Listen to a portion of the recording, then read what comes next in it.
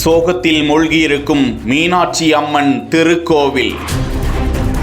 ஆவணி மூல திருவிழாவில் பார்வதியின் பாதம் படாததால் பக்தர்கள் வேதனை.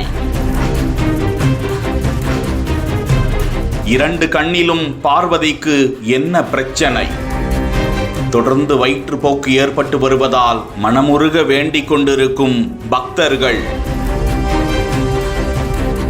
கடந்த 2000ஆவது ஆண்டு அருணாச்சல பிரதேசத்தில் இருந்து மீனாட்சி அம்மன் திருக்கோவிலுக்காக பெண் யானை குட்டி ஒன்று வாங்கி வரப்பட்டு அதற்கு பார்வதி என பெயர் சூட்டப்பட்டு தற்போது பார்வதிக்கு 27 வயது ஆகின்றது. தினம்தோறும் பார்வதி காலை மாலை வேளைகளில் ஆடி வீதிகளில் நடந்து செல்வது அத்தனை பிரம்மாண்டமாக இருக்கும். கோவிலின் ஆணி மூல திருவிழாக்களின் போதும் சுவாமி வீதி உலா வரும்போதும் பார்வதி நடந்து செல்வது பக்தி பரவசத்தை ஏற்படுத்தி வந்தது.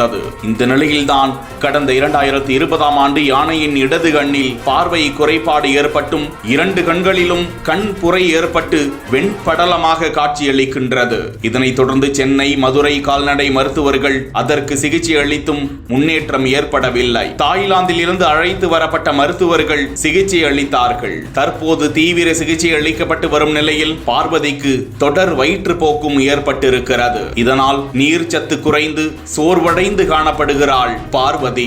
தொடர்ந்து குளுக்கோஸ் ஏற்றப்பட்டு மருத்துவர்கள் குழு கண்காணித்து வரும் நிலையில் ஏராளமான பக்தர்கள் பார்வதி உடல் நலம் தேறி மீண்டும் ஆடி வீதியில் தாங்கள் காண வேண்டும் என மீனாட்சி தாயை மனமுருக வேண்டி வருகிறார்கள்.